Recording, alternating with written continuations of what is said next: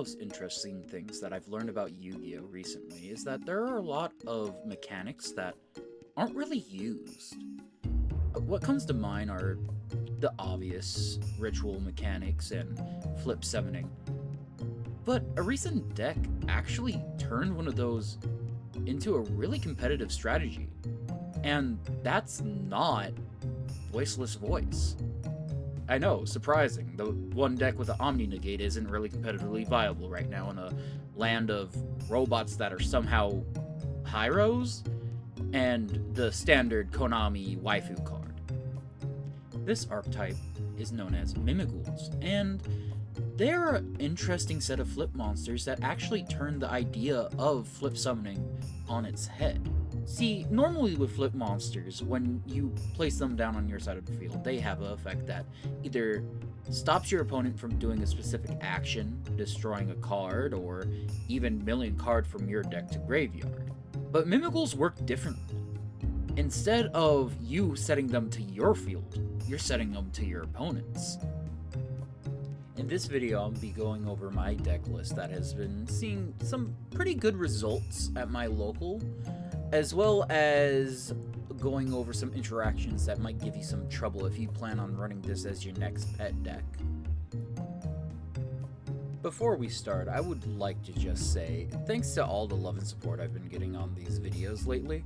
I never knew that Yu-Gi-Oh! Actually had such a thriving community, and a lot of people actually like watching the duels I duel at my local. And if you could be so kind, could you please like and subscribe? I'm starting out this channel with Yu-Gi-Oh! Content, and I'm trying to get to at least 500 subscribers by the end of the year. It'd be much appreciated. Alright, with all the mushy stuff out of the way, let's get into the deck list proper. Alright, take 89.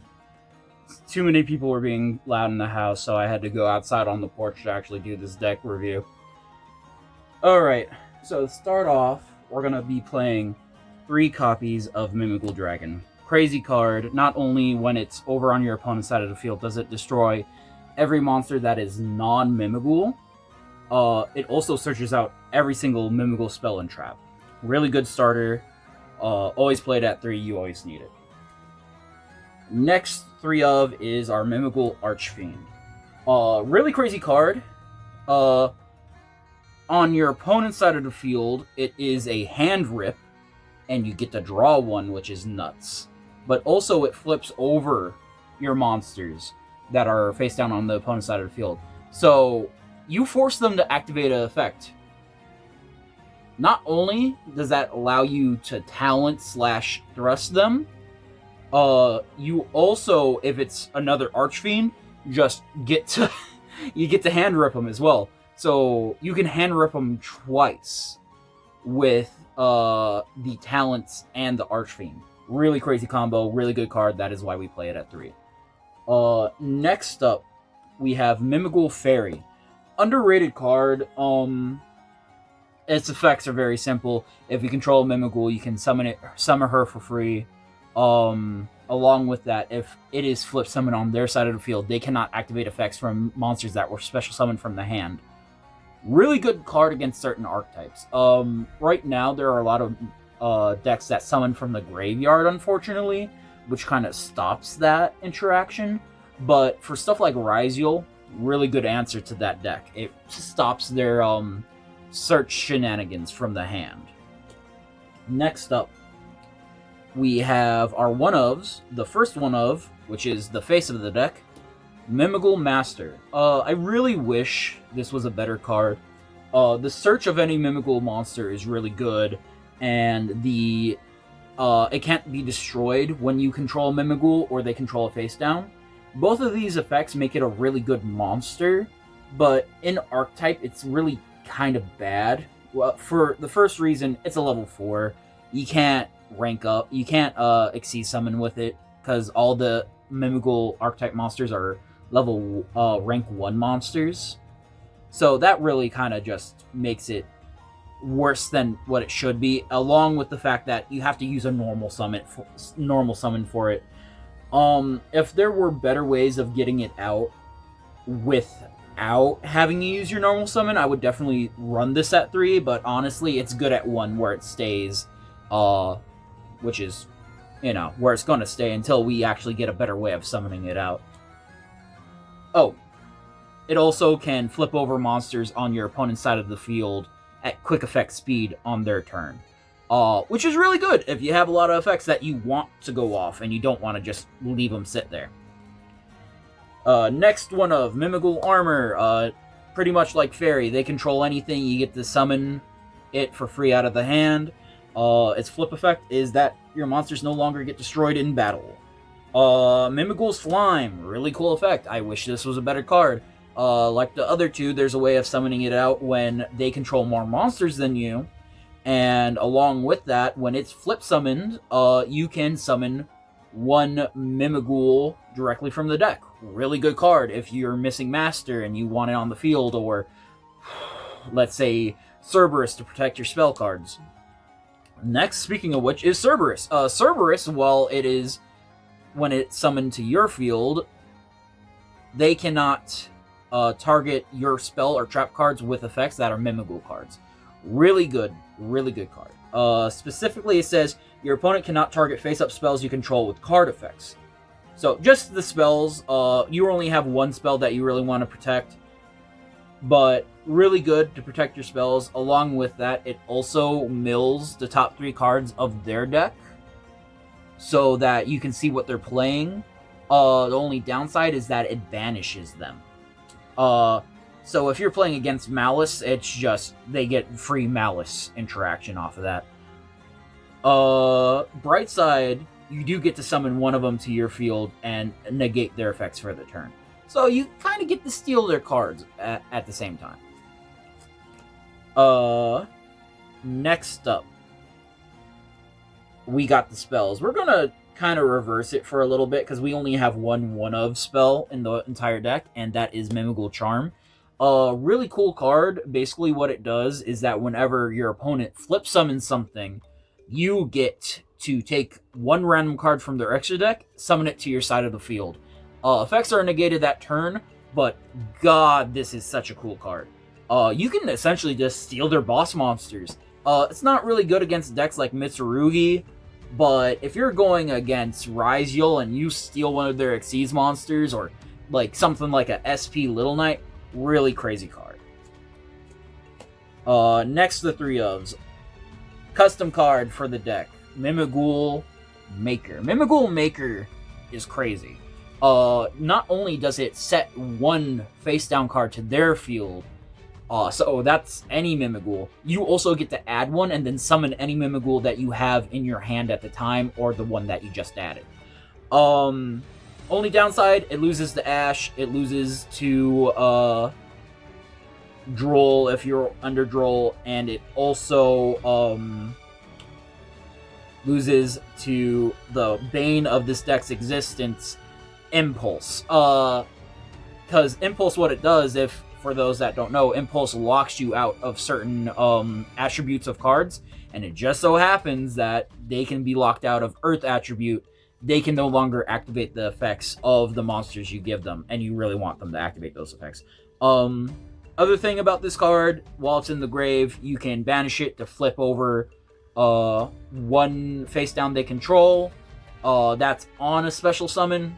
Really good card. You can only use each effect once per turn, only 1 effect during that turn, so you're not going to pull anything crazy like summon something to their side of the field and then, banish this. You can only really do 1 or the other per that turn.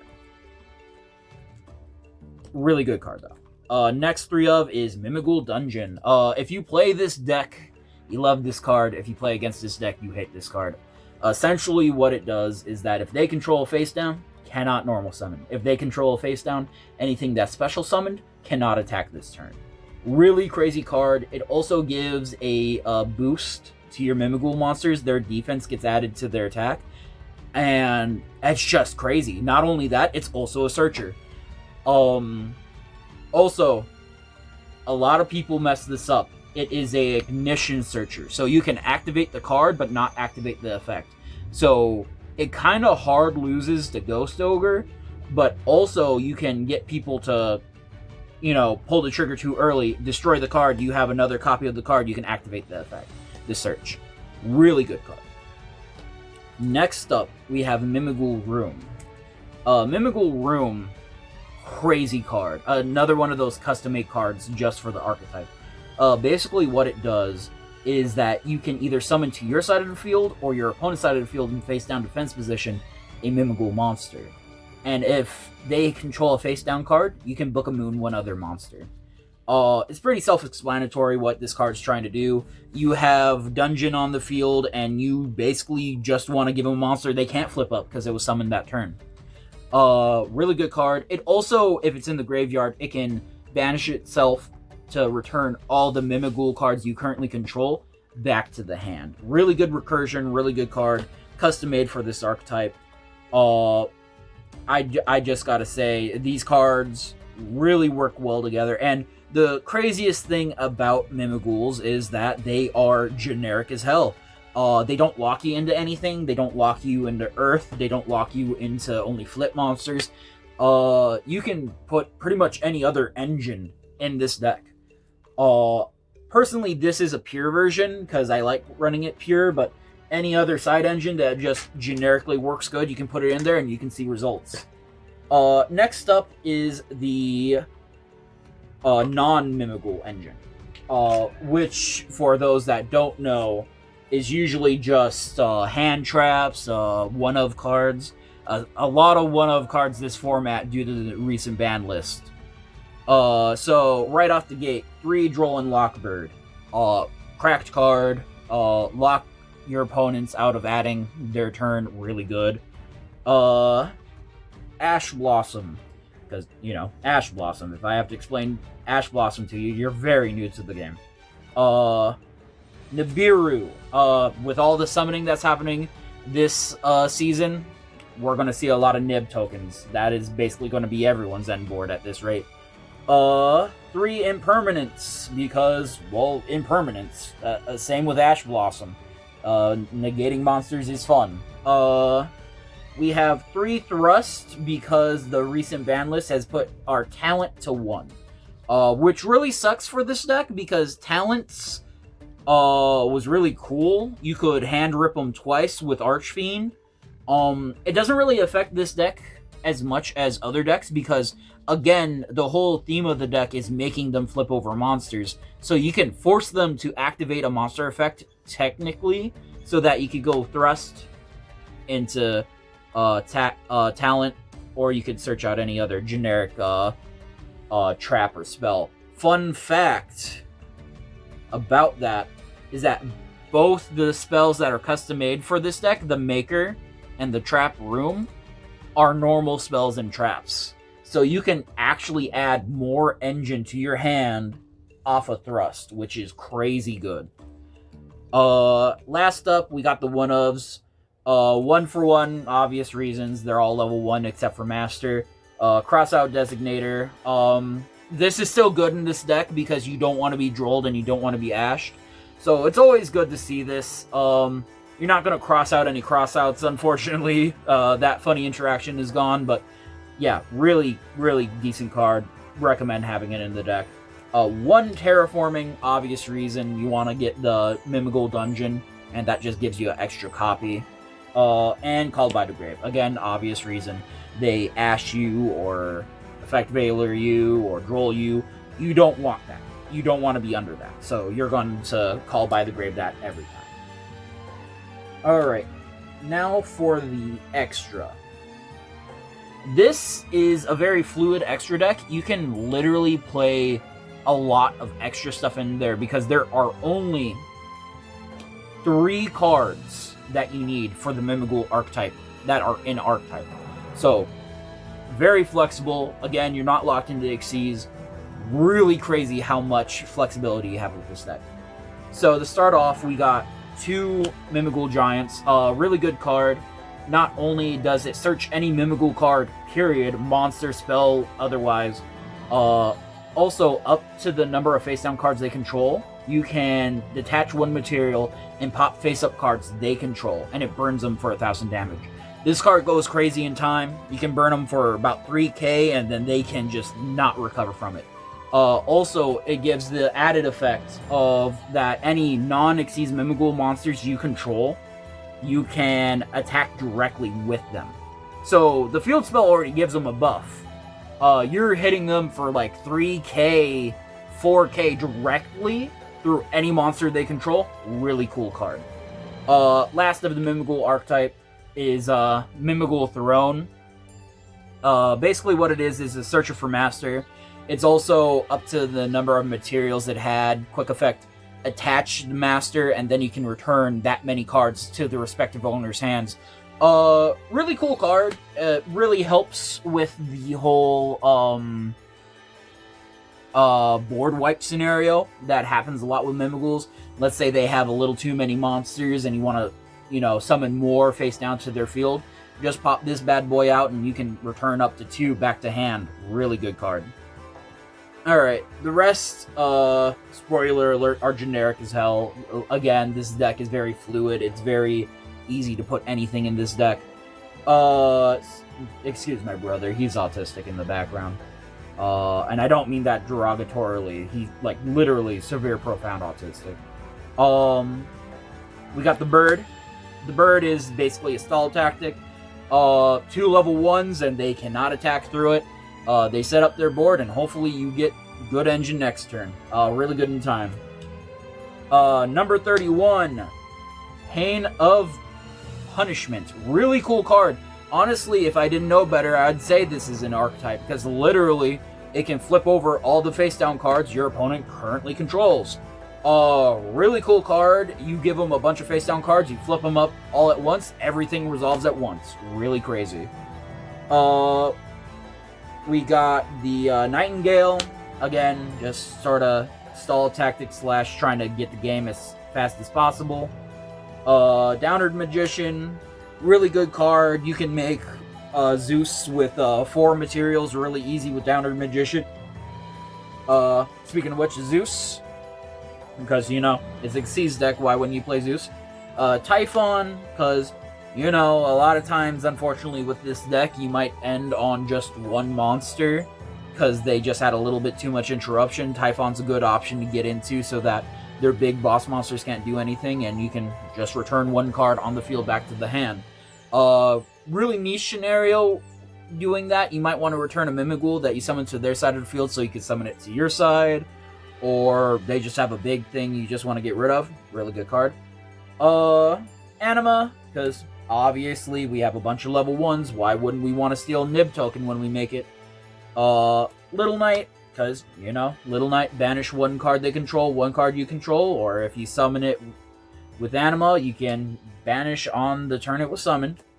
IP goes crazy in this deck. It really does, because you can just link summon on their turn, and then you can go directly into White Woman Jump Scare and just completely negate the graveyard and negate everything on the field, and she can't be touched unless they have something that targets.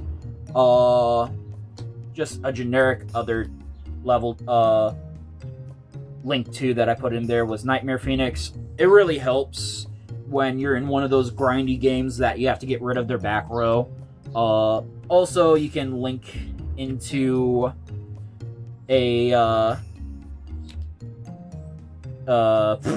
why can't I say her name? Underground Goddess.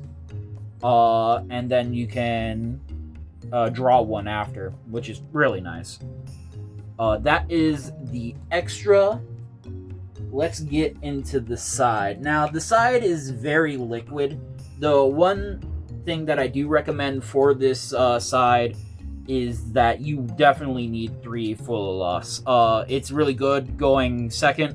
It's really affordable now. I got mine for like all 3 copies for $30. Shout out to Stampede. Really good set. Really appreciate the reprint of this card. We got the Board Breakers, Lightning Storm, and 1 Feather Duster. Really good board breakers. Dimensional Barrier, obviously, for Ryziel. Bestial, obviously, for Malice. I would honestly suggest in future builds, if you have the cards, replacing these with Lancia, I believe? Yeah, Lancia. Because then you could just stop the banish mechanic entirely, which is way better than just taking their targets. Xyz Encore. Again, Rise you'll hate. It's pretty much super poly, but instead of fusing stuff, you're taking stuff away. But yeah, that is the deck as a whole. I highly recommend this deck. It's really fun. It has a really interesting play style. I haven't seen a deck like this in a while. I really enjoy it. I hope that you guys will pick it up and more people will pick it up. But yeah, I just really enjoy this deck. It's a really good, solid deck. And again, it's so flexible. You could put it into any archetype and it will work with it because it doesn't lock you into anything. But yeah, thank you for watching.